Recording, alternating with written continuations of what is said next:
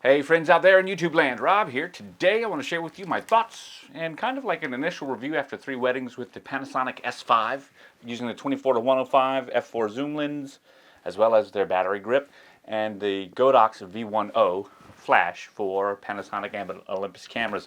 It's been a really great experience, and I don't want to set my hopes too high because I've enjoyed using it that much. Spoiler alert, I think it's great.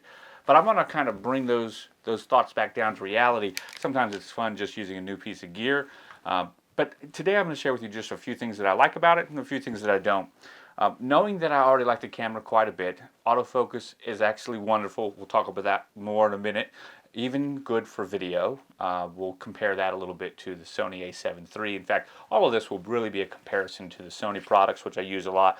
But I also want to talk about some things first that I find kind of interesting. That has to do raw file bit depth, maybe, or raw file size. I'm going to ask a question to the community. Maybe you guys know something I don't hear because I have very little information. And then laggy low light when in continuous autofocus with the heads-up display. One of my great features that I love most about this camera, the face tracking and everything, but it is a little buggy when it gets into like kind of low light, and that makes a lot of sense because of the contrast-based sensor. However, let's jump into that raw file size. The image quality coming out of the S5 is, I mean, it's impeccable. I absolutely love it. There's no issues with it. Great, easy to push. You're going to process your raw files a little bit differently. I feel them processing differently than I do with the Sony raw files. Who knows? I also noticed something else in that when I'm working with them, lots of times when I work with Fuji, I find I can tweak my colors best in the hue, saturation, and luminance panel. When I work with Sony, I find that, of course, I can push my colors and things like that in the hue, saturation, and luminance panel, but I can get a lot of exposure correction done in the basic panel with your highlights and shadows and stuff like that.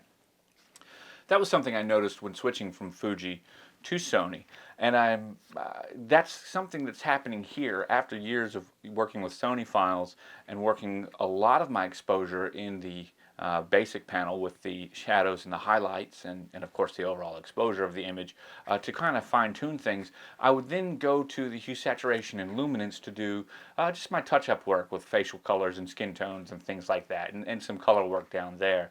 But the majority of my exposure adjustments would take place over in the basic panel. I might throw a curve on there too, but it just really depended.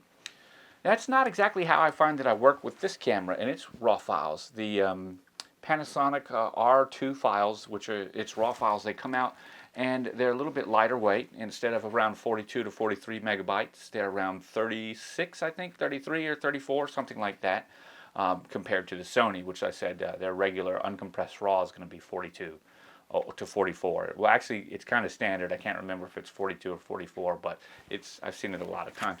These kind of bounce around a little bit between 33, 32, 34, something like that megabytes, but I don't know, and I started looking around to find out if that had something to do with the bit depth, like maybe Sony was 14-bit, we know that, or maybe Panasonic S5 is 12-bit. I don't know that for sure. Panasonic doesn't say, and everywhere I've looked, including B&H and Imaging Resource, and even DxO Mark say 14-bit sensor, but then DP Reviews says 12-bit sensor, and then there's a whole conversation about that. I don't know. If you guys know, please let me know, because I've emailed Panasonic to ask them. Of course, they don't care. They're not answering my questions. But that also might have something to do with why the editing feels a little bit different. Just like I was saying, it feels like it edits a little bit more in the hue, saturation, and luminance panel. For example, I just don't think that I feel like when I'm moving my highlight slider in the basic panel that I get more range when I'm shooting and working with the Sony image rather than the Panasonic image. That being said, I find that the raw files are much more, I don't know how to say, I don't shoot differently with either camera. I set my exposure up, I go and do like I normally would, but I feel like I like the colors and the exposure overall more. So maybe it's because there's less to do, but you figure I'm shooting a wedding on the beach and it's in the shadow and I need some flash, or it's in the bright sunlight, or it's mixed clouds coming over, and I'm shooting all these different lighting situations at one time and then looking at them based on my other cameras, and it's just something that I've noticed. I've probably spent more time talking about it than it actually warrants, but I have noticed it. The other thing that I like to talk about is the low light contrast-based heads-up display lag. Now I'm going to talk about how much I like this heads-up display in a minute, and that's what I'm calling it, because when I use this camera with as many boxes as it's drawing on people's faces and shapes around dogs and things like that, it feels like you're the Terminator and you've got all this data right on top of your view screen, like right in front of you, and you can choose it. However, as great as that is, when you get into low light, it doesn't seem to work as well. Sometimes, even though you're moving around and you have the continuous autofocus mode turned on, and you've got autofocus on for the back button, which is already set up for you right there, sometimes the boxes don't move like you would expect them to move when you move the camera. You know what I'm talking about, though. When you move around, the boxes move around following the faces. You know, it's exactly what it does. In low light, that's when I've noticed that. The reception, nighttime, dark, and then when I go to photograph, I'll also notice the screen will flash white for a very brief second. And I believe that has everything to do with the contrast-based autofocus that it's got going on. So it's low light, it's providing a live preview image, but to finally nail that focus, it's got to make a contrast image on the sensor for it to read.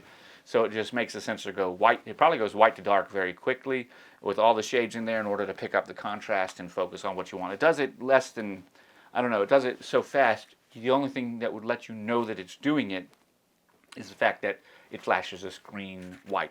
I do not notice that outdoors or in any kind of bright situations, only in dark situations when photographing and reception. When the lights are out and the laser show is going on, that's when I notice it. So those are the two drawbacks that I found with the camera so far. And those are pretty easy drawbacks to live with. One of them isn't even a drawback. That's the bit rate. The images are still great. It's more of a question. And the other one is kind of an annoyance because it flashes a white light on your eye. Something to think about. However, let's talk about the things that I do like. Autofocus. One of the things I was concerned about with this camera, man, people down to this is the sleeper right now. So the A7 IV is supposed to come out and everything else. I'm going to tell you what, if you're waiting on the A7 IV, maybe we're close enough now where waiting makes sense. Using this compared to the A7 III, I'd take this all day long. I think it eats the A7 III's lunch, specifically with photography. Videography, I think the A7 III's got it on autofocus, but has nothing on this camera when it comes to the sheer number of video resolutions with 5.9K RAW, Apple ProRes output to a Ninja 5. I mean, it's just amazing. And even in video mode, the autofocus has been pretty good. Actually, that makes it sound like it hasn't been good enough. It's been keeping up with the Sony. Very little problems. I can't tell that one is doing better than the other. I think maybe the Sony wins out a little bit, but I don't really know. And remember, the type of photography and videography that I'm doing, video specifically, is like I'm following the bride down the aisle, or doing a piece to camera with the bride, or a room full of people and like the reception, and moving around on a gimbal, the Crane 3, stuff like that. And it works great. I mean, it really just works great. One of the things with autofocus I found that I did have to do in testing was set my autofocus modes, the sensitivity and like the selection area and all that other stuff. I did have to set them up, and I seem to go with like a -3 and a -1 or a -3 and a 0, stuff like that. That is more important. There's something you might call a takeaway, because you don't do any of that really with the Sony. I've never really had to go in and set my autofocus on the camera. It's just always done a great job. However, I have not found it to be an issue here. Now, let's talk photography, okay? Photography, man, this eats the Sony's lunch all day long. And that says something about the Sony, because the Sony camera is 3 years older than this camera, and it had an autofocus system that ate everybody's lunch 3 years ago. It was the bee's knees. And it just took Panasonic this long to come out with a camera that would actually do it. What I like most about it is, I'm going to compare two different modes for you, and I'm just going to talk through it. The Sony with face tracking on the A7 III is amazing. Face and eye auto detect real time, even in photography. It's wonderful. And so when I've got my back button focus pushed, I can just push it to find the face or the eye, and it'll go ahead and find things. Now with the Sony, there's a mode called wide. That's like the whole frame, kind of like this. You know what I mean? And in that wide frame, it'll just pick whatever it wants, and if it doesn't find a face, it'll just show the little teeny green boxes as they're going around. When a face pops up, it'll make a big box around the face as it moves. That's great. But I don't use that a lot because it's very, although extremely reliable on getting focus of what's ever there, it's hard to change the face once it's found. If there's multiple faces there, it's kind of difficult. Now, I know that you can do it. An easy way to do it is set a registered priority face, like your bride and groom. But then sometimes when their faces are at different angles, it doesn't recognize their face the same. Okay, so because of that, I use what's called zone focus, continual zone area with continuous autofocus. That gives me like a little 9-section grid, and you can move that little grid around. And you really have like 9 places on the camera to put it. And I'll just put that there, and that'll help me get the focus where I want. But still, the grid's pretty big, and sometimes it'll focus on the foreground element if the foreground element is closer than the background element, specifically if it doesn't see a face. Now, when this becomes important is when you're at a reception and people are walking down for the grand entrance. There might be someone pop up in front of you, their shoulder, a chair, something like that. And then I move to a different kind of autofocus altogether. I use to the expanded flexible spot, and there you go. So I have 3 separate autofocus modes that I use. Makes sense, right? Different job, different tool, different results. Not with the Panasonic. Check this out. 1, wide. Panasonic's wide mode, wide face tracking, it's awesome, okay? Not only will it show 15 faces, they say 15 faces on the website, believe them, it will find 15 faces, and the central group, especially if you're doing like a portrait and you got the whole group and there's 80 people there, it'll find, even when they're really far away, all these little boxes and faces. And they'll all be kind of gray and one will go yellow. Well, there you go, it's found a face. How do you get to another face? It's got the wrong face. They made it easy. You just press the joystick button in and it will cycle through all of the faces. Let's say you're not doing a big portrait photo and you're just having people walking down the aisle or whatever. Great, same thing. It's finding faces from the crowd. As they're walking, you just select, push it in, and it'll get the face of the person that's walking towards you.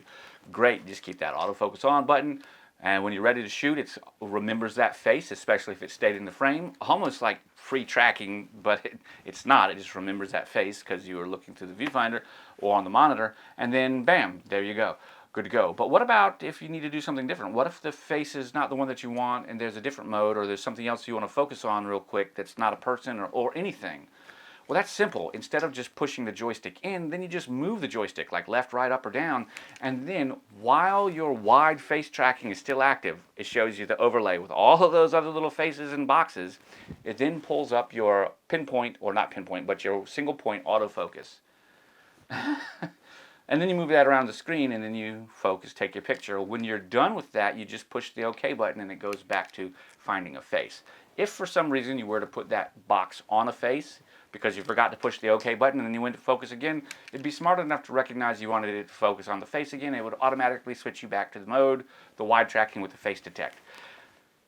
That's genius. It's absolute genius. It means that instead of switching between 3 different autofocus modes on my Sony, I really use 2 here. One is the autofocus continuous wide with everything we talked about, and the other one's manual focus. And why would I use manual focus? Pretty simple. Detail shots, macro shots of the ring. This is this lens combination on here, the 24 to 105 f4, is a magnification of 0.5, so I can get a pretty nice macro shot of the ring and things like that. So I switch over to that. The peaking and all that stuff is great. But I just want to let you know, when I'm using this thing, I kind of feel like the Terminator because it gives me all the data. One other thing to tell you about this that I really enjoy is that when it loses a face, it shows you the eye over the face, right? It shows you this, whichever eye's closest, right, on all of them, right? Well, actually, the yellow box, the one that's active, right? When you get focus on it, it goes green, right? So it's active. And then when you switch between faces, it'll put that little eye crosshair on their eye. But if for some reason the person that you have turns their head, it actually doesn't lose it. It just goes to face detect, the whole thing. And then when it comes back in, it just does like that. It's really great. And then if it loses them completely, it'll recognize their body. Hit rate's been awesome, specifically in photography. And videography has been great too. Like I told you, it's been good. Something else I want to talk about is the build quality. I'm going to tell you everything about this feels nice. I like the clickiness, I like the feel, it's robust, it's a little bit bigger than the Sony a7 III, but my most important things are the buttons. The buttons are pressy, they're tactile. I'm not used to this on a lot of the Panasonic products. I got the X1500 video camera and their HCX1 or UX180, their other video camera, shoulder or handheld kind of deal. And the buttons are only okay. Sony's buttons are usually pretty good. I think these buttons are really good. I enjoy being able to press them. Another thing I want to talk about is the tilt screen. This is important too, because I never thought I'd really want this little swivel screen. Yeah, after shooting with it on 3 weddings, I want it. And I like it. It does block the HDMI port. This is ridiculous how it does this here. It should have been designed different. Maybe lots of people can say that, whatever. But I love it for this reason right there. I love it for that, to get my wide shots, my high shots. It's just a really useful thing. And I've never had one on a camera before. I've always just had the tilt, so I enjoy all of that. Altogether, image quality of the camera, I'm having a really great time with it. And that's why I said I don't want to keep my expectations too high because, man, it's a lot to run away with. But I don't think you can get a better camera for $1,600 right now in the full frame sector. It's great. Pair it with the 24-105. I'm going to tell you that right now. If you are worried about autofocus, for some reason, the reviews that I've seen, although I haven't tested it myself, but checking it out, people say that even the Sigma 24-70 f2.8 isn't as snappy as the Panasonic. So I would consider that a little bit before you go through, especially with Panasonic doesn't have the best history with autofocus. Apparently this is great for me. I enjoy using it here. I've enjoyed it on the camcorders. It's been great here, but that's something for you to decide for yourself. We know, I mean, Sony's a known factor, right? I mean, Sony's got excellent autofocus, so is Canon. So this surprised me because of how much people bad talk it. But in any event, I think the 24-105 is a better lens for you in the first place. Pick it up used for around $900. Pick up the body new for around $1,600 or $1,700, and then for $2,600 you got the whole thing. Battery pack is $300. It only holds 2 batteries. That's one in the camera and one in the pack. Don't tell me why they couldn't fit another one in here.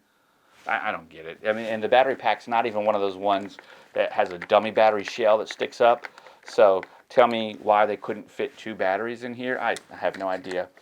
Battery compared to the Sony a7 III, it's no joke. The a7 III's outclasses it in every such way. The battery, however, isn't bad. 2 batteries, 1 wedding, 1,000, 1,200 shots. Have a little bit of juice left over in the second battery at the end of the night. Sony, 1 wedding, 1,200 shots. Barely out of the first battery, just died, well, maybe barely, of the 2 batteries in the battery grip. The grip feels good though. It's nice, it's solid. I like the purchase that it gives you on the camera. Easy to hot swap batteries, no problem there. And then this flash, Godox. Okay, so I've been using Godox for a while now. The V1 flash is probably my favorite flash on the market. I like the round head, man. It's good. I like this whole setup, this magnetic stuff. It's a well-built flash with cheap materials. Mine break all the time right here. I mean, literally all the time right there. So I have to replace the hot shoes, and that's not any fun. On this camera, the V1O for Panasonic or Olympus, it has a software issue where it doesn't recognize anything past on the full frame lens. It doesn't recognize anything other than 28 to 80. So even when you go into the flash and you set it up for a full frame camera from Micro Four Thirds, the M43 function under the zoom tab, it has M43 or 135. 135 is standard full frame. Switch it over to 135 and it's going to give you 28 to 80 on this lens. Switch it over to Micro Four Thirds, it's going to give you 12 to 12 to 40, excuse me. We got a problem. So I've contacted Godox. I actually have been talking with them about this. They asked for a video explaining the problem, and they're looking for a result, an answer. I don't know what that answer will be. I don't know if we'll ever get one. Not that big of a deal because you can still shoot using the manual zoom function and set your zoom range all you want. The auto zoom is very nice, but that's okay for me too because a lot of times I will zoom the flash head further out than the zoom lens actually is in order to just help disperse a little bit more flash and kind of feather it, lose a little bit of light, but get a little more feathering. It's just a technique that I use. I hope that you guys have good techniques that you use. I don't know if it helps you use it. If not, go for it. But lots of times I'm running with just this flash head like that, and sometimes feathering the flash can be beneficial for me. But yeah, there you go. The whole thing has been a great experience so far. I've enjoyed using it. And if you like anything that you see here, don't forget to check out the Amazon links down below. I'm Rob. I'll catch you all on the flip side. Bye for now.